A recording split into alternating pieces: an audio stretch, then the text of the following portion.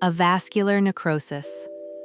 $552 a month, guaranteed for the rest of your life. That's the floor the VA sets the day a veteran replaces a hip that quietly died. And here's the strange part. The bone felt fine for years.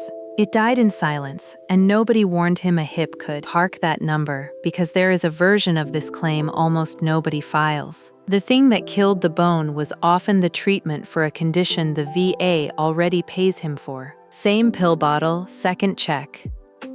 I am Leo, and I want to name the disease before anyone panics. Avascular necrosis, osteonecrosis, bone infarction. 3 names for one event. The blood supply to a chunk of bone gets choked off, and the bone tissue dies. Today we go deeper than a single injury. This is a disease that creeps, and the money hides in how the VA rates the joint it wrecks. This is Sarah, and the cruel part is the timeline. Early on it's silent. No ache, no limp, no reason to see a doctor. The dead zone spreads under a smooth surface that looks perfectly normal from the outside. Think of it like a sinkhole. The lawn stays green right up until the ground gives way. Hi, I'm Nora. Untreated, the dead femoral head loses its strength and the top of the hip collapses inward. And this is where veterans lose money out of pure fear. They hear bone death, they picture cancer, they freeze. The VA does not rate the scary word. It rates the damage to the joint. One quick thing before we dig in. There's a free companion to all of this over at va.professorerica.com. The rating tables and the plain language guides live right there. Use it while you watch. And keep this in your head as we go. The bone can be dead for 2 years before it ever hurts. So the veterans who win big are the ones who understood the disease before the pain forced them to. Before you close this out, Leo, veterans keep asking the harder version of that. Nobody warned me the steroids could kill the bone. Is that actually a claim? We're going to answer that one all the way through.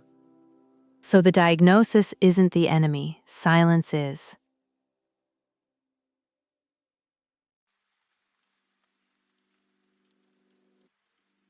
So how does a living bone starve? Blood goes in, keeps the cells alive, carries the repairs. Cut that supply, and the bone downstream simply dies.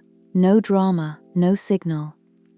And there are really 3 big ways that supply gets choked. I want this exactly right, so let me get someone who knows osteonecrosis claims cold onto the line. Happy to. People say bone death like it's one thing, it's really 3 lanes. Trauma cuts the vessel, heavy alcohol clogs it over years, and steroids, the sneaky one, choke it from the inside. Wait, steroids. Say the score on that one, because that's the lane veterans never see coming. 9 times out of 10, when I see a younger veteran with a dead hip and no injury, it's long-term corticosteroids, prednisone, the kind prescribed for months at a time. And here's the trend nobody connects. What gets you on months of prednisone? Severe asthma, lupus, Crohn's, inflammatory bowel disease. Hold on, that's not what a lot of raters treat as automatic. A drug side effect isn't the same as a service-connected injury. Where does the reg actually say the VA owes that? 38 CFR 3.310, I believe. Check the number, the principle isn't in doubt. If your service-connected conditions treatment causes a new disability, that new disability is service-connected too. For the record, that's 3.310 secondary service connection. The exact page says proximately due to or the result of a service-connected disease or injury. That's your hook. So the treatment for the thing they already pay you for is the very thing that quietly bills your hip. The cure sends the invoice. Okay, that was good. Now, before anyone spirals, there is a scan trap here too, Sarah. Right. Sometimes the MRI that finds the necrosis also finds a spot, and the veteran assumes the worst. Most bone growths are benign. The VA rates a benign growth on the motion you lose from it, not as cancer. Let me show you the actual part we are talking about because it matters. The head sits at the very top of the femur, on a narrow neck, fed by tiny vessels wrapping up that neck. And that narrow neck is the whole problem. Those little vessels are the only supply the head gets. Pinch them, and the ball at the top has no backup. That's why the hip dies first and most often. Perfect. Wanjiru, before I let you go, one last thing for anyone watching this. Just this. If you're on long-term steroids for anything, get the hip imaged before it hurts, not after. Thanks for having me on. Here's a number to hold, and we will come back to it before this video ends. There is a factor the VA never volunteers that turns 30% hips into 60. 2 hips, not double the trouble. Better than double the check. But make it real, because abstract loses people. Say a veteran, service-connected for asthma, is on prednisone for a year and the hip goes. What is the floor, in dollars, once it's replaced? Give them the floor, Nora. You have run this. $552.47 a month, times 12. Call it $6.5 grand a year, $6,629. Exactly, guaranteed. I keep laminated itineraries for exactly these, of course I do, and even the worst case row still pays. The floor is fine, but the floor isn't the fight. The fight is whether you file the second the hip goes, or wait until you can prove the steroids did it.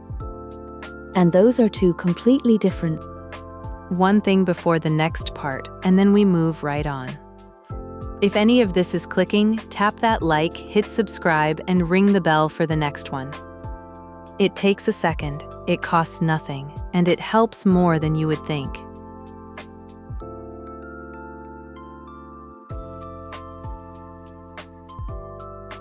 Two completely different claims, and veterans genuinely split on which one to run first, so let's actually have it out. Nora says file the day the hip goes. Sarah says never file until the cause is proven. No assigned sides here. This is where each of you actually lands. Nora, you live in calendars. What is the case for moving now?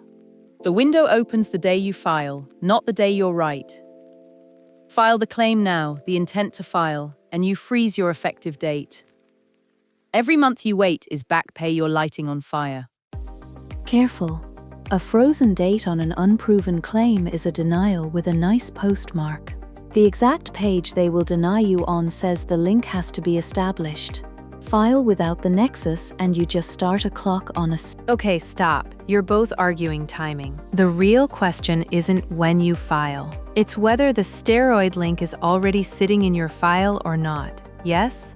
Right, and if the imaging already shows the collapse, then the date is... That's my whole point, let me land it. If your treatment records already show months of prednisone for a service-connected condition, and the MRI shows necrosis, the Nexus is basically writing itself. In that case, Nora is dead right. File today, lock the date. The proof is already in the record. Let me play devil's advocate for the room. Isn't a VN just automatically service-connected if you were ever on steroids in service? Okay, 2 ways to answer that. The real question isn't were you on steroids? It's did a service-connected conditions treatment cause this, and can a doctor say so? Automatic is the myth that gets people denied. And here's the trap in my lane. If the link is murky, filing early does not help you. The effective date only pays out once you actually win. A locked date on a loss is worth nothing. Let me test the room before I settle this. A veteran drags a murky claim for a year chasing the Nexus. Sarah, over or under? Does that delay cost him more than $200 a month in the meantime? Under. Honestly, if he isn't rated yet, he is losing $0 a month, he just delays the start. That's the intuitive answer, and it's the wrong one. Over, badly, because the effective date walks backward once he wins. A year of delay is a year of back pay he could have banked. To me, that's a whole month of Saturday fabric markets gone. The clock is worth real money even while he is unrated. Which is exactly why I file first and argue later. Then here's where I land, and it splits by who you are. If your record already shows the steroids and the collapse, you're Nora's veteran. File tonight, lock the date, the proof is home. If the link is a maybe, you're Sarah's veteran. Spend the month getting the Nexus letter first, then file. The date is worthless without the proof behind it. The date and the proof are two different jobs.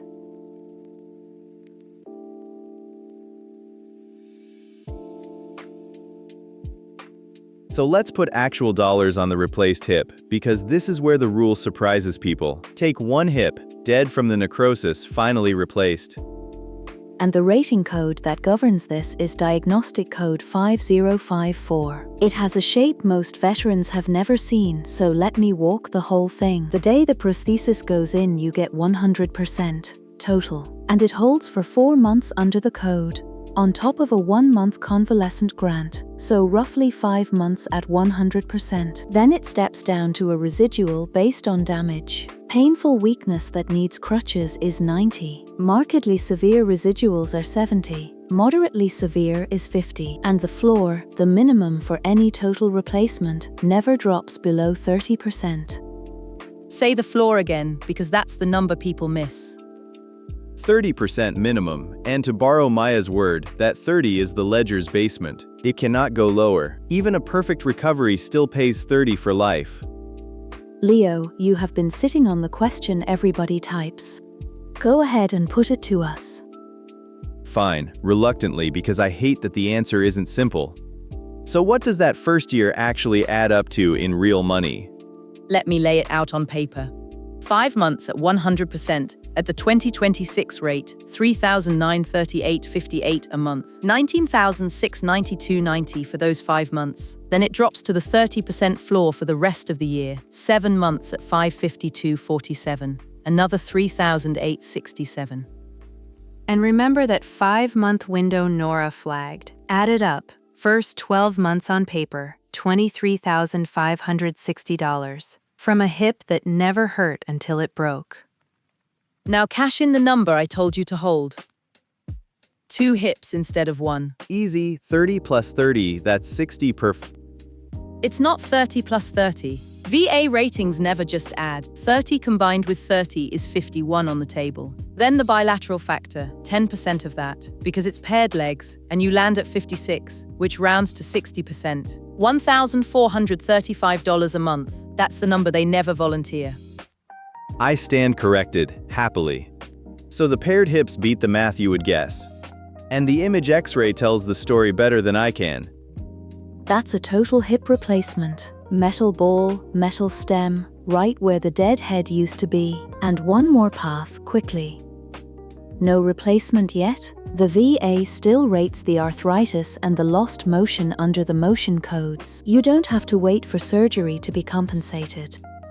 $1,435 a month for a pair of hips that died in silence.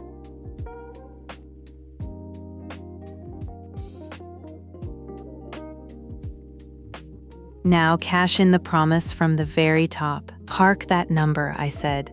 The same pill bottle, second check. This is that claim, and it's the one almost nobody files. Because they file the hip as a brand new problem, out of nowhere, and the VA treats it like one. The link back to service never gets drawn. Let me walk the chain the way a rater needs to see it. It starts with the condition the VA already pays you for: asthma, lupus, inflammatory bowel disease. Then the treatment. Months of prednisone to control it. Then the damage, the steroids choke the blood supply to the head. Then the death, the bone collapses. 5 links. Miss anyone on paper, and the claim reads like bad luck instead of a service consequence. And here's the honest part, the one that keeps this from being a false promise.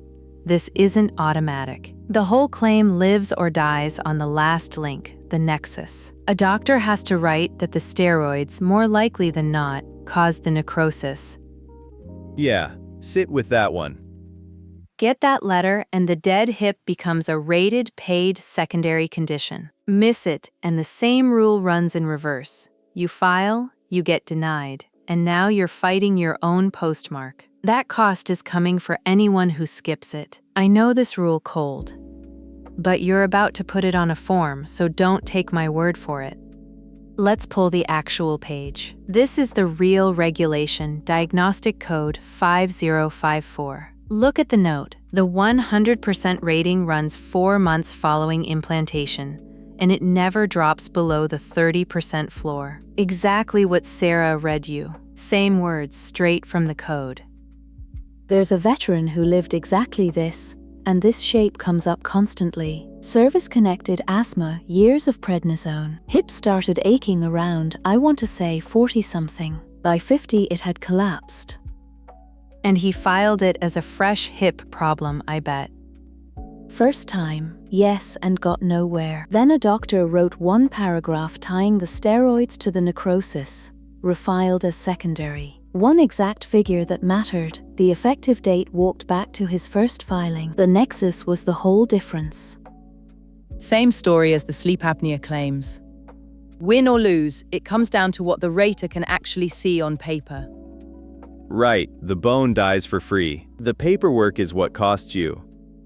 A claim that needs a form to prove a drug caused a thing the same agency prescribed. Only the VA. Get the Nexus. That's the unlock.